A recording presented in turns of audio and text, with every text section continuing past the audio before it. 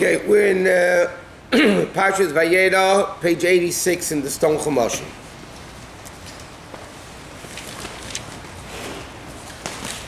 Yeah, we're all the way on top of the page. Oh no, we learned a few lines into the place. Okay, we're going to start Pasuk Tes, Pasuk 9, 5 lines in the top of the page. Okay, Light has the Malachim guests in his house. The people from the slave find out about it right away. Some people say because Mrs. Light went and snitched to a neighbor that he wants to bring this terrible custom of hospitality here. And anyway, so Light, everybody surrounds the house from youngest to the oldest. They're all coming there and they say, you know, give us these two people, we want to do with them what we want to do with them. So Light says, this is what we're middle now. Light says, I have 2 daughters, please do to them whatever you want. Just leave these 2 people alone. What's interesting, these 2 daughters that Light wanted, they were engaged. Rashi's going to say soon as follows. Light had 4 daughters. According to many opinions, no sons. He had 4 daughters. 2 were married, 2 were betrothed to be married. Okay? 2 were, like we'll soon see, Light went to his sons-in-law to try to convince them to leave the city. They weren't interested. So Light had 2 daughters at home. According to the Medrash, they were betrothed to people to marry them in slave. Now, Light says to them, says to the people, please take my 2 daughters. These are the same 2 daughters that we'll learn soon that Light had relations with and created Am and Amayav. These are the 2 daughters that Light offered to these people to do to them whatever they wanted. Okay, so he says like this. Bonis have 2 daughters, Ashaliyadu Ish that weren't married. Please take them out. Okay? And they said, no, I'm sorry, yeah, positive. They said, come here. And they said, look at this. You became our judge and you're even worse than us. You should be the one following the rules and you're even worse than us. Okay, that's what we're up to. And they pressed exceedingly against Light, and they wanted to go past him to get to the 2 angels and kill them. And they approached to break the door. Okay, they wanted Mamish to break the door. So, what happened? Here they're called people. Okay? Basically they were angels, but as far as everybody else is concerned, they look like people. They schlepped Light into the house. That's a dallas cigar and they closed the door. Okay, so again, just to picture the scenario, Light standing on the porch, the front porch. They're saying to him, get rid of these people, and he says no, and they come attacking Light. They want to go into the house. The Malach opened the door, grabbed Light into the house, and as we'll soon continue, that's all the people that are around the house, Hiku b'sanvedim, they gave him blindness. And it's interesting, Rashi learns sanvedim over here means blindness. Other commentaries explain it doesn't mean blindness, it means confusion. And they quote sources just in the psukim of in the Chumash and Navi that sanvedim could mean blindness. That's the simple meaning. It also means confusion. You know, all of a sudden they didn't know what was going on. Okay.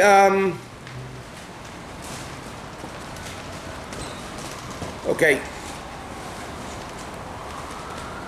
Now. From the youngest to the oldest.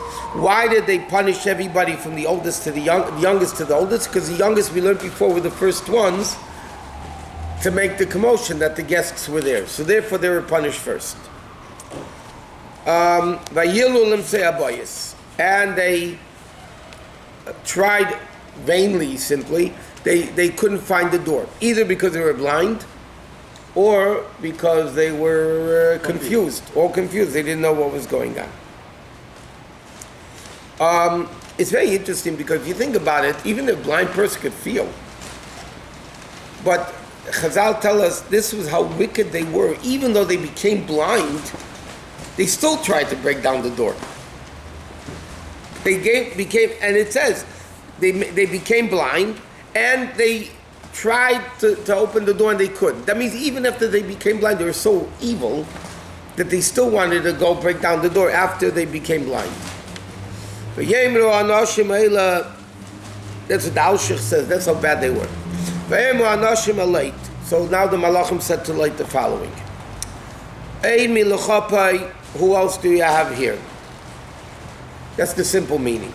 Do you have Chasan, Vanecha, B'neisecha? Do you have sons-in-laws? Do you have sons? Do you have daughters?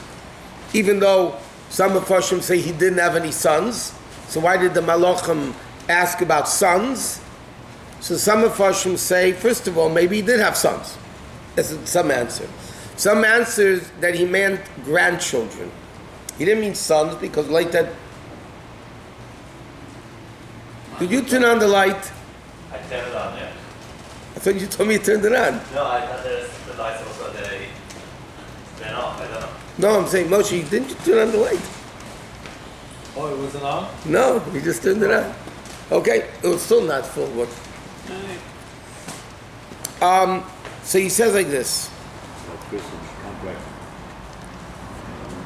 Another interpretation, simply Eid Milachapai, who else is here? Some of Farshim said, don't read a po, read a peh, a mouth.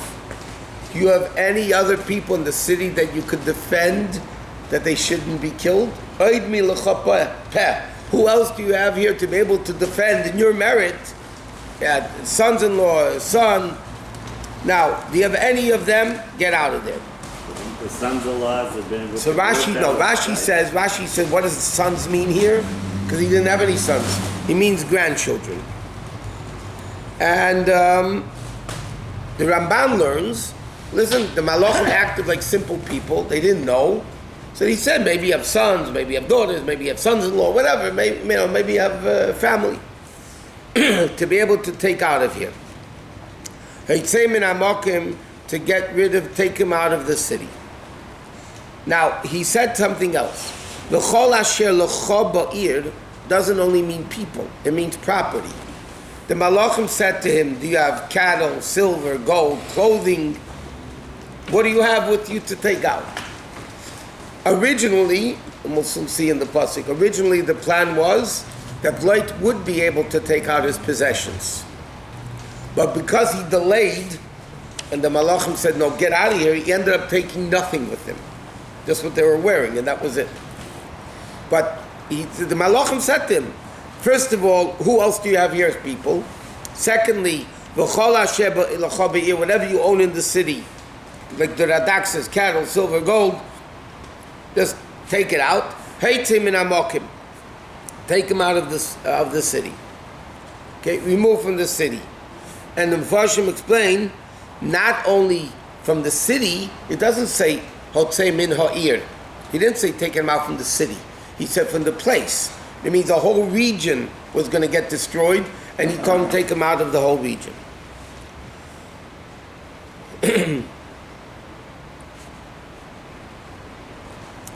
Now, there is a din, okay, they call it, it's a Gomorrah in Sanhedrin, but that there's something called Ir Anidachas.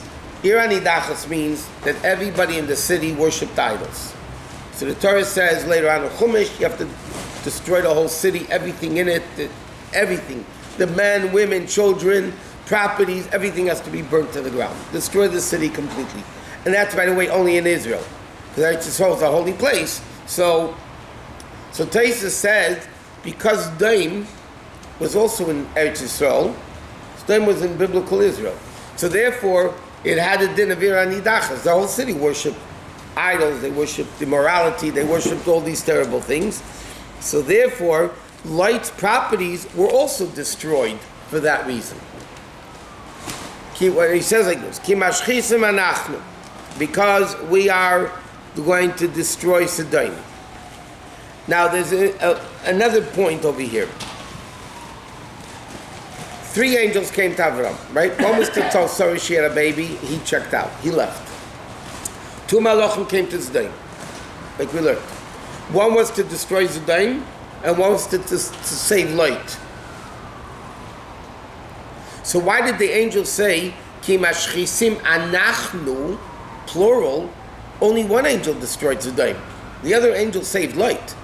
So why does the pasuk say we are plural, that we're the two angels are going to be destroying Sodom? So the commentaries explain, very simple. Because they can't destroy it until Lot saved. So therefore, Lot saving is part of the destruction, because once Lot is saved, then Hashem can destroy the city, then the Malach can destroy the city. By the way, the Medrash says over here like this. They didn't say God is going to destroy the city. They said we are destroying the city. Because of that, the Malachim were punished.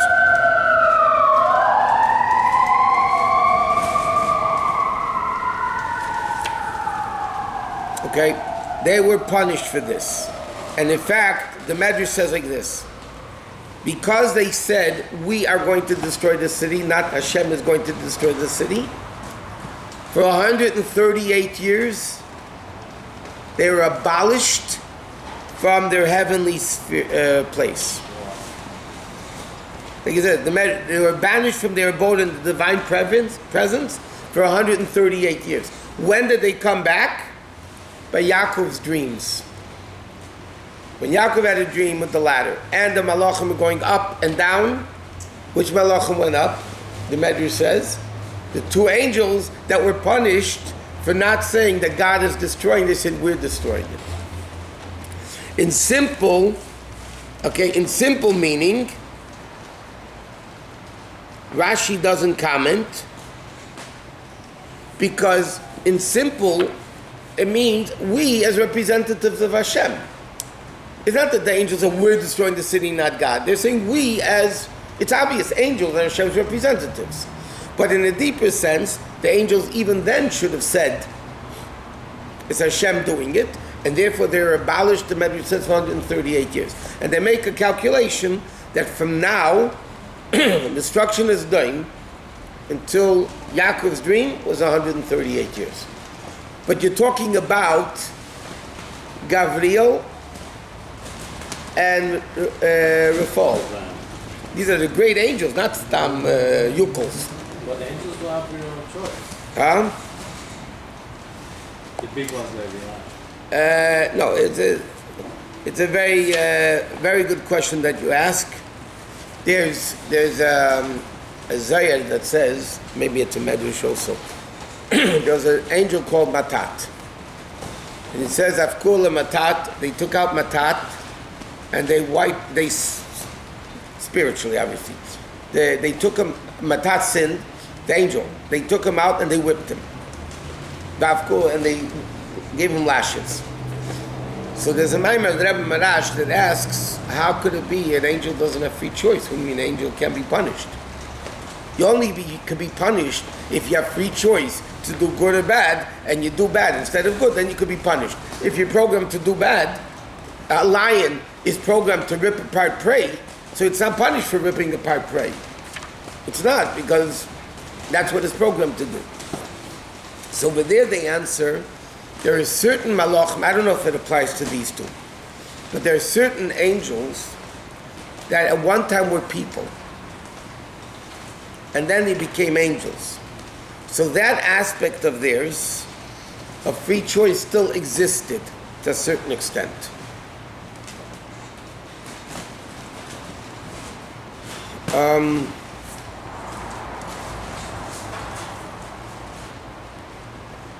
For you. Huh? It's still become an angel.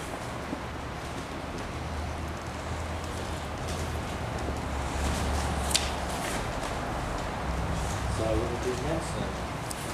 What? So they can become an angel again. There should be angels, then I wouldn't be a match. It says about Eliyahu Hanavi, usually it says Pinchas ze Eliyahu. Pinchas is Eliyahu. By Pinchas from the Chumash Vayeira. So the question is, who was first? Pinchas was first, then Eliyahu. So it should say Eliyahu is Pinchas, not Pinchas is Eliyahu, Pinchas was first. Right, so Pinchas was Pinchas. Later on, when you have Eliyahu Navi, then the pasuk, the Chazal should say Eliyahu is Pinchas. So somebody asked the Rebbe the question. Rebbe has a whole long letter about Pinchas and Kutasichas, but the Rebbe answers two things. First of all, he quotes sometimes the Taka says Eliyahu is Pinchas. So he says it depends what you're talking. When you're talking about Pinchas, you say Eliyahu. You talk about Eliyahu, you say Pinchas. But then the Rebbe quotes from the Zoar that the Zoar says Eliyahu Navi was first an angel. First he was a malach. Then he became a person Pinchas. Then he became Eliyahu. So he started off malach, person, malach. So therefore when it says Pinchas, Ze Eliyahu, because Eliyahu was first Taka. He was before Pinchas as an angel, and then he came down as a person.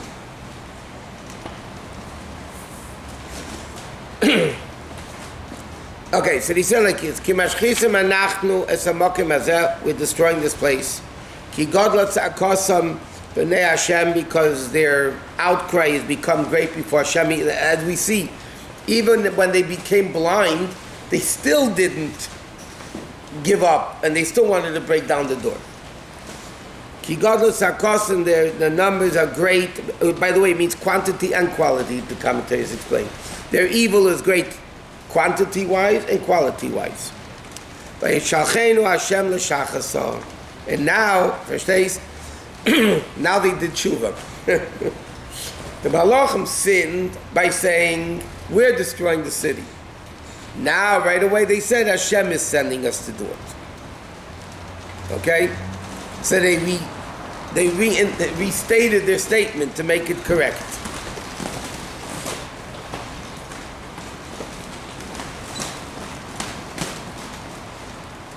Now, the commentators ask, we normally know Hashem is the God of mercy. Hashem is Rachman. Elokim is the name of God which punishes. So here it really should say, Vayishalchenu Elokim l'shachasa. Elokim sent us to destroy it. Why is it using the name of Hashem, which is the attribute of Rachmanis? If anything, it should be the name Elokim. Destruction is Elokim. So the commentators explain that when evil is destroyed, it's merciful. When God destroys evil, it's beneficial for them. Why? Because they don't keep sinning. They don't get more cumulative evil and evil. To be more damned, and more punished, and So like this, it's mercy when Hashem kills them earlier. Beneficial for humanity? Beneficial for humanity, and it's also beneficial for them. Not sinning anymore. You're dead. They still don't sin. For mankind and for them both. They come back. It's angels. Okay, so now it says like this. So the Malachim said to Light, do you have any other relatives here? Welcome. Who's this? Oh, No, I see. take a seat. Okay, Vayetzi Light went out. So the commentators point out, obviously the guys from Sodom left. Because if they were all there, how could he go out? They would kill him. That they would try to get into the house again. Where's the Chumash? 86. 86. So it says, Vayetzi Light, so it's obvious, the supporter says, that the people left already and Light was able to go out.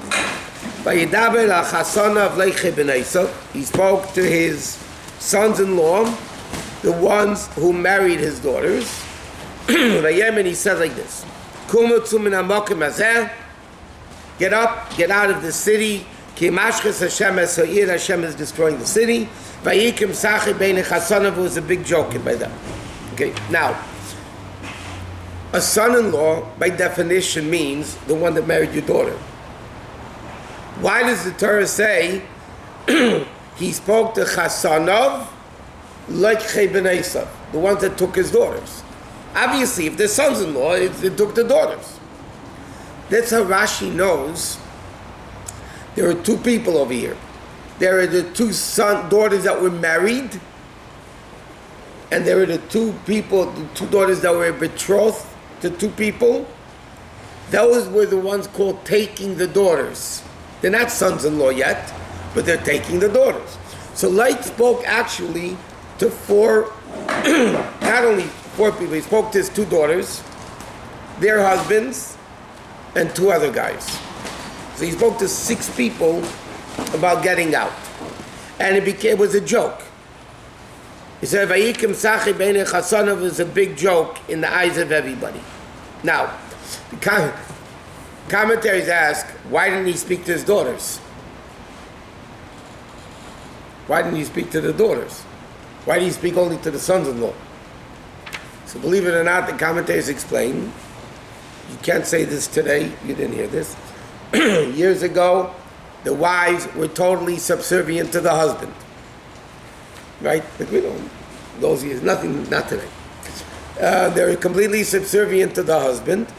So therefore, there was nothing to talk to the daughters. Whatever the husbands decided, they decided. There's nothing to talk to the daughters for. So that's what the commentators explained, that Light didn't speak to his daughters. The Radak says, because women tend to defer to their husbands.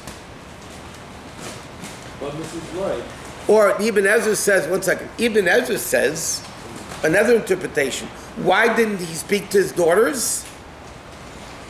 Because they died already.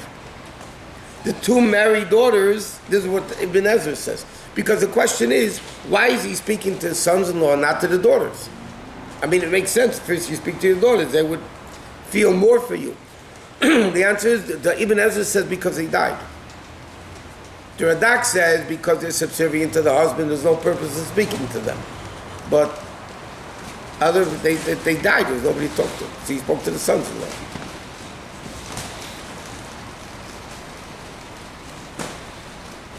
Now, Ramban wants to say that Lloyd had married sons.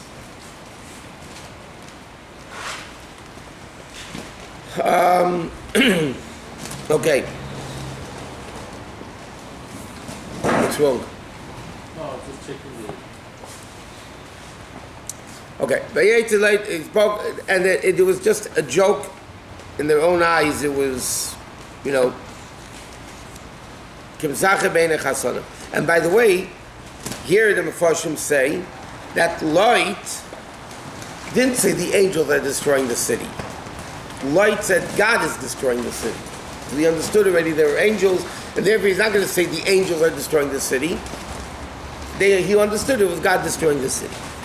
They said absurd, it's not normal, it's not going to happen, it's not going to, they just mocked the whole thing.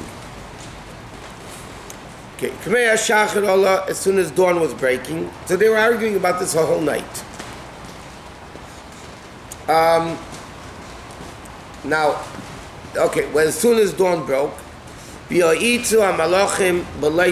malachim urged Light, saying, "Kum kacha sishtecha, take your wife, shtei b'nei secha nimtza ois, the 2 daughters which are in your house, pentisafa b'aveinoyeh, because if you don't get out, you will die together with everybody else." In other words, you're only saved in the merit of Avram. You don't get out of here right away, you're just as bad as everybody else, you really should be dying. Why did the Malachim wait until the morning? So some people, Ramban explains, why did they wait until the morning? Light was arguing with his sons-in-law the entire night. So they waited until he came back. It was in the morning already. The other Mefarshim say no, that the Medrash says that the Malachim waited until the morning, that Light should walk out of the city when everybody is up and watching him walk out of the city. They're not lying anymore? That doesn't say. That it didn't say.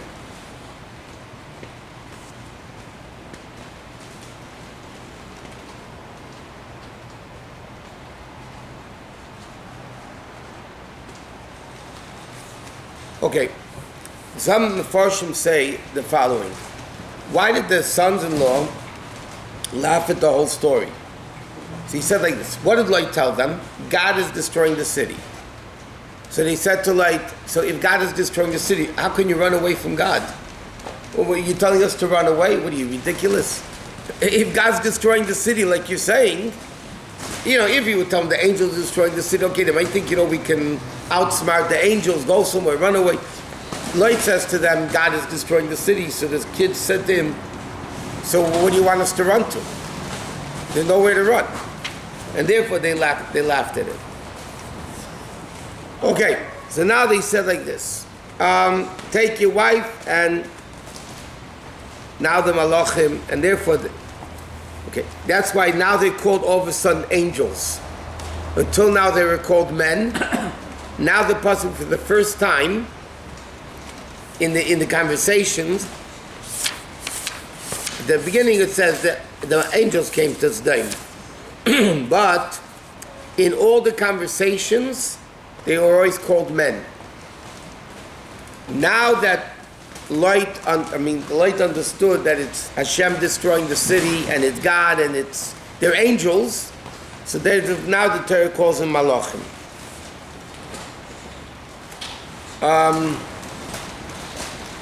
Now, why does the pasuk say Shtei b'nei secha hanim tza'os? Why does it use the word hanim tza'os, who were found? He says, take your wife and your 2 daughters and get out of here. He adds a word hanim tza'os, which means who are present. Why is the Torah adding? It's an extra word. So here we go into a very interesting thing. These 2 daughters of Lot produced Rus, David, Mashiach, and Shlomo HaMelech's wife, Naamah, was from Ammonot. Naamah was one of Shlomo HaMelech's wives. He had a lot of wives, 1,000, right? A lot of alimony. Anyway, he had, the Rambam writes, Mashiach doesn't come from David HaMelech alone. He comes from David and Shlomo. Just like it says, Hashem told Avram, Yitzchak is going to have your children, not Yitzchak and Yishmael, only from Yitzchak is going to be considered your children. Mashiach is not only coming from David HaMelech, the Rambam writes, the Rambam says clearly Mashiach is coming based on the Gemara, David and Shlomo. Now, Shlomo HaMelech's wife, which again fathered the generations until Mashiach, her name was Naamah. She came from Ammon. I mean, the 2 daughters were, I know I'm jumping the gun, but when the 2 daughters lived with Lot that night, they got drunk and that whole thing. So, one was created Ammon and the second one was Moav. Ammon created Shlomo HaMelech's wife, who is the ancestor of Mashiach. And the second daughter, Moav, produced Ruth, David, and Mashiach. So that's why the Mefarshim say like this. Rav Yitzchak said, I have Matzasi David Avdi. Where did I find him? Where did I find him? In the city of Sodom. The pasuk says, I found David, my servant. And the Medrash says, where did he find him? That means he was lost and he found him again. Where? In the city of Sodom, because that produced the 2, like we said, Rechavam, who was the son of Shlomo from Naamah, and Ruth, David, Mashiach, and the whole thing. Is that the healing? Huh? Is that the healing where David was lost? But Sasi David Abdi is in Tehillim. Chapter 89, pasuk 21. But it's Hashem, not David HaMelech speaking, it's Hashem speaking. David HaMelech is just quoting Hashem. And when we get to the story, we'll see, because seemingly there's a big, and I don't want to get into it now, when we get to the story with Lot and his 2 daughters, it doesn't make sense that royalty, Mashiach, comes from a incestuous relationship of father and daughter. That's what it was. Incest. Mamish, father and daughter, you can get more incest than that. And yet, where does Mashiach come out of? The incest of Lot and his daughters. Going back earlier in history, Boaz, that married Ruth, right? Where did he come from? From Tamar. Yehuda and Tamar. That story, which is also not exactly straight. She was a prostitute, or she made herself a prostitute, whatever. It's also not, you think these great people would come from holy intimacies, holy unities, holy people. And take it even back a little bit further, well, not back further, but Moshe Rabbeinu, if he would have been born after the Torah was given, he would be a mamzer. Amram, his father, married his aunt. Not Moshe's aunt. Amram married Yocheved Doidasei. Amram was Yocheved's nephew. Now, according to halacha, an uncle can marry a niece. And the Gemara Tzivin applies a mitzvah, even though Rabbi Yehuda Chassid says you shouldn't do it. But a nephew with an aunt is capital punishment sin of incest. And therefore, Chazal tell us that when Hashem gave the Torah, Amram and Yocheved, Moshe Rabbeinu's parents, divorced because they weren't still allowed. Before Matan Torah, it was allowed. So they didn't do anything forbidden. Amram was allowed to, before the Torah was given, Amram was allowed to marry his aunt. That became given, that sin was given at Matan Torah, not before. So, legally, Amram married his aunt. There was no problem. And therefore, the Medrash says, when Torah was given, Amram and Yocheved had to divorce. Some opinions say Eldad or Meidad were Amram marrying somebody else. Yocheved made different opinions. And they were children for Am and Yocheved from the next marriage. Because they had to divorce at the time the Torah was given. But the question is, Moshe Rabbeinu, how he could be born from a relationship that after the Torah was given, he'd be a mamzer. Not you call somebody a mamzer, a legitimate mamzer. How could that be?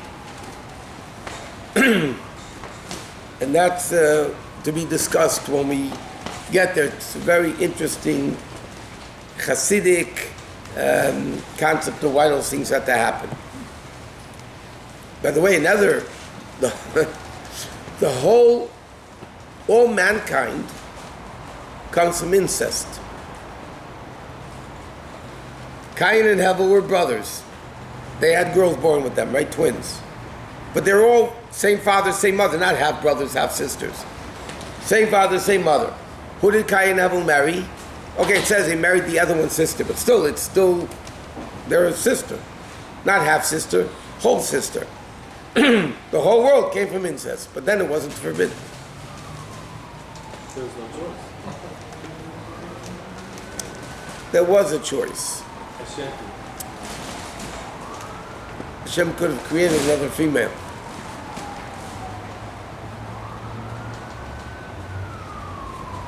He could have, he could do a lot of things. But it's interesting to note that the greatest people, Moshe Rabbeinu, David, Ruth, Mashiach, they all came from forbidden relations. Okay, let's go further. Panti Sava Babaino, lest you will be swept away with the punishment of the sin. So the pasuk says like this: Vayisma Hama, and there's a shalshalas on it, Vayisma Hama, he delayed, he still lingered. Why did he linger? He wanted to get his wealth. He was busy filling up his pockets, probably with his money. And some Mefarshim say, Vayisma Hama means delayed. That's the simple meaning. The Medrash says it also comes from the word Mohuma, which means astonishment. What a loss of gold and silver, he said. Light was, he says, you know, Jack Benny liked his money more than he liked himself. Or so it was officially. But Light was bewildered how Hashem is destroying property. And if you think about it, it's a good question. The money didn't sin. Why should God destroy the city completely? What did the money do wrong? The answer is, when a city is corrupt, everything in the city, even the earth, the dirt of the city becomes corrupt. That's when Hashem brought the flood, he washed away 3 tvachim, 9 to 12 inches of topsoil. Why? Because the world was so corrupt, the earth became corrupt, so to speak. It affected everything in the earth, even the possessions. So therefore Hashem destroyed Sodom and everything in it. But Light was going on, whoa, come on. Let's take the money with us. And it didn't happen. Okay, so now, but the Malachim couldn't wait anymore. Okay? Because God's patience was up, it was time for destruction, that's it. No more lingering and wasting time. So what happened? The Malachim grabs his hand, his wife's hand, the hand of his 2 daughters,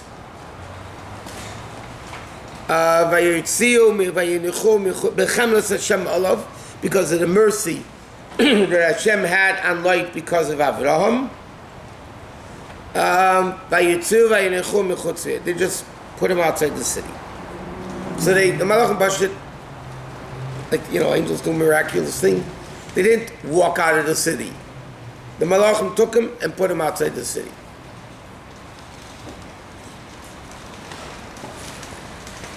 Now, the Radak asks the question, so why does it call them now Anoshim? It's interesting. They're going Anoshim, Malachim, Malachim, Anoshim, like. So the Radak says very simple. Now they acted like people. They took their hands of Light and his daughter and his wife, and they grabbed them, took them out of the city. So now they acted like people. They acted like people. So now the pasuk calls them men. Okay, they took him out of the city. And again, Rashi says, why is it plural? Because again, destruction of the city was dependent on saving Lot. They cannot destroy the city until Lot is saved. So part of the destruction of the city is the fact that Lot is saved. Now we're going back to one angel. When he took them out, he saved them. He said to them the following. Vayemer, he said singular. Okay. He said, "Himolet al nafshecha." Okay, run away on you for your life. Al tabid acharecha, don't turn around. Al tamid b'chol hakikar, don't stop anywhere on the plain. There was a plain over there. Hahara himolet, run to the mountains. Penti sava, lest you're going to be swept away. Now, why did he tell, Rashi says, why did he tell him not to look back? What does he care? So Rashi says, number one, because they also should have died. In other words, he said to them, don't look back because you really should have been part of those guys killed. So just, new life, just move ahead. Other Mefarshim of the Rashbam say, no, because it's going to take time. When you turn around, when you're walking or running, it slows you down. So Malachim said, we can't wait anymore, we have to destroy the city. Therefore, what do I want? Don't look back, just keep going. Okay, so now,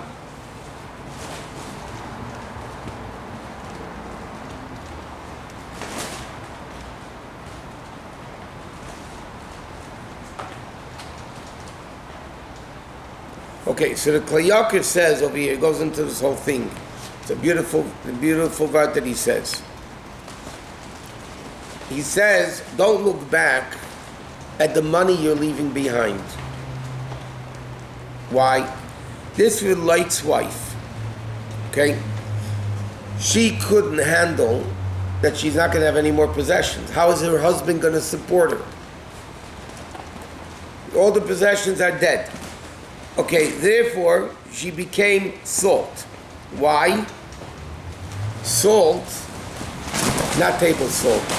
The New York salt they put on the sidewalks when it snows, or the ice, it corrodes metal. She turned into a pillar of salt. The Klayakar says, in her hands money was corrosive, a tool of greed rather than goodness. Because Light did hospitality with his money, and she was against it. So therefore, the Torah says she became, look back, and she became salt because of that.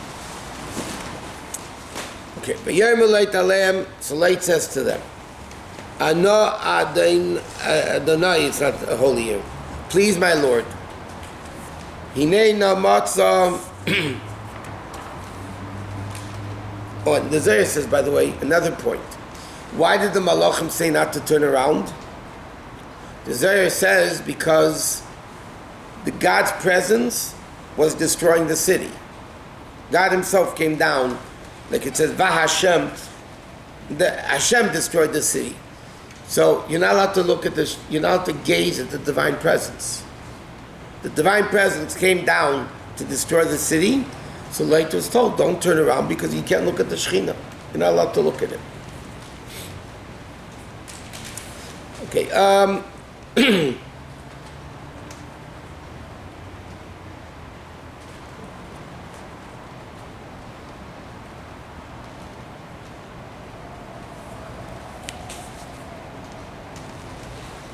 okay. Al Tamil B'chol HaKikor, don't stop anywhere. No, just run away to the mountains. Now, what mountains are we talking about? Where Avram Avinu was. Avram Avinu lived in the mountains. The angels said to Light, run to Avram because it's in his merit you're saved. So you have to run to Avram. Light, as we're soon going to see, didn't want to go there. He said, no, it's too far, I'm not going to be able to handle it. What was his problem? He says, if I go to Avram, compared to him, I'm going to be a wicked guy. I don't want to be that. I don't want to be the wicked guy. So therefore, let me go somewhere else. Let me go to a closer place. Please, I don't, Okay. He says like this. Your servant already found favor in his eyes by saving me.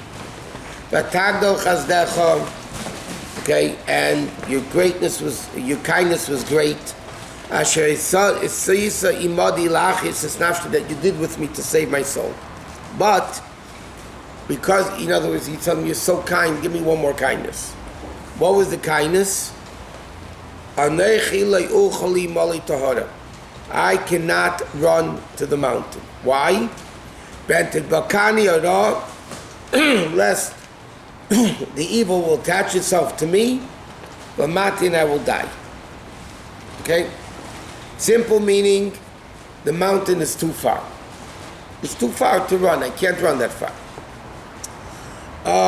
Another thing is, I won't be able to reach the mountain in time when you do destroy.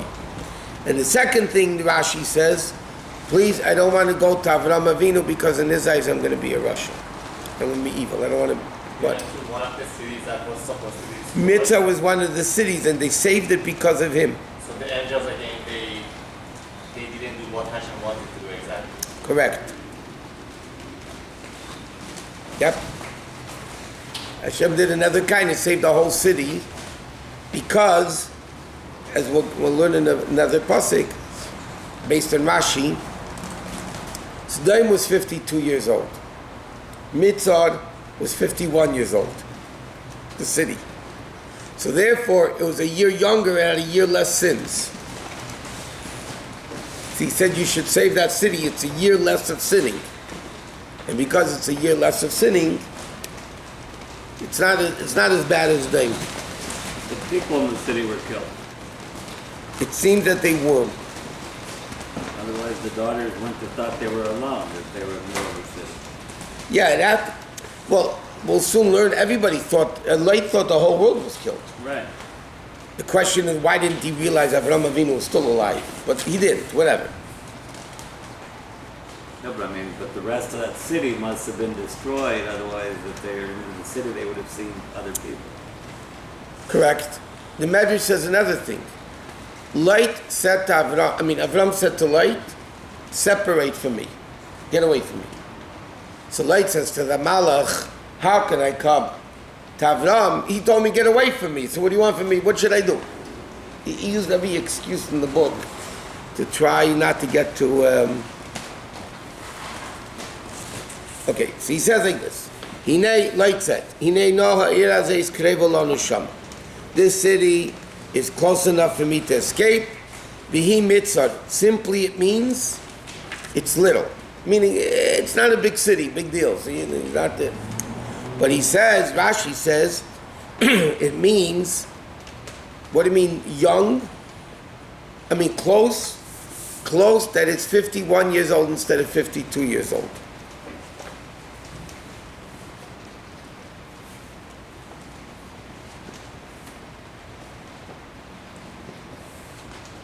Okay, the sins are few. Alei mitzari, it's young, it's small. L'schei nafshi, let me flee there and I will be able to live. Okay? Now, they make a whole cheshbon.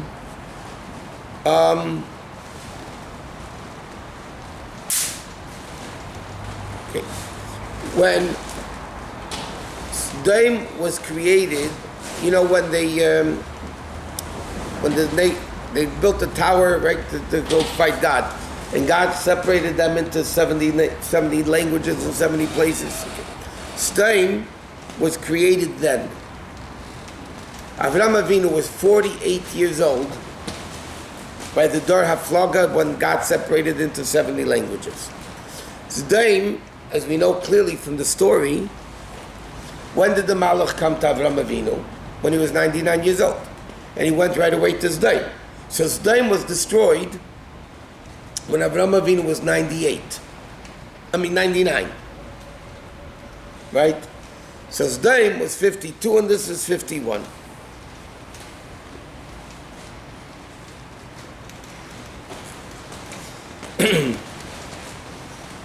And Zoar was populated 1 year after Sodom.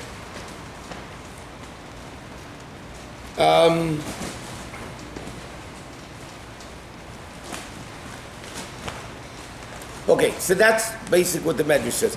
The simple meaning, Rashi says, what's the simple meaning over here? That Lot said it's a small city, not too many wicked people, not too many sins. Let it go. And they gave in to it.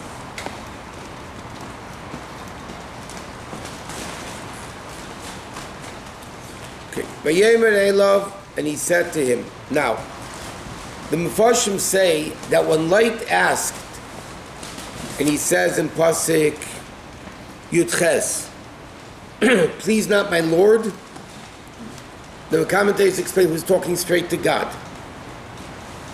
He said to God, please save me, I don't have to. Vayeira Elov, the angel said to him. In other words, Lot wasn't worthy that God should speak to him. And therefore only the angel spoke to him, not God himself.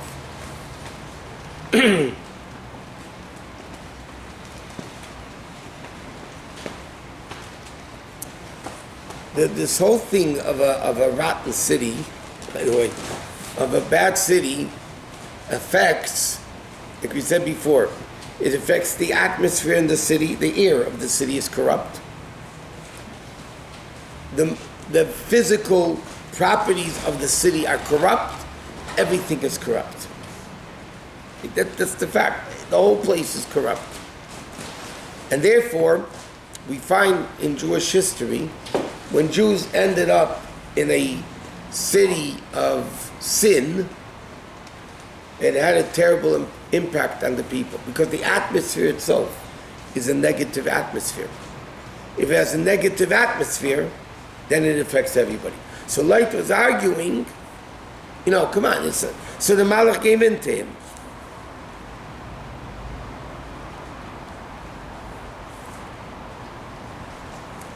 We just see this pasuk. Okay. I will take your consideration even regarding this. Not to overthrow the city that you're talking about. Radak says from here we learn that an angel are intelligent beings that have the ability to make decisions in the missions they're sent for.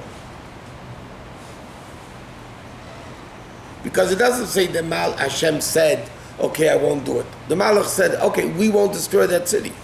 So Radak says, they're intelligent beings who are given the authorization by Hashem to make decisions.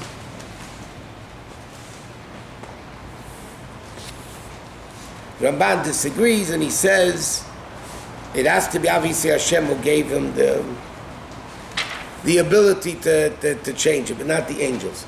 But according to the Radak, who was a great early commentator, the Malachim have the ability and a mission to change what they're doing. And by the way, that's why they waited also. Hashem didn't just destroy the city until the Malachim said, okay. That means Hashem listened to the Malachim of what they were doing and to wait for it. Okay.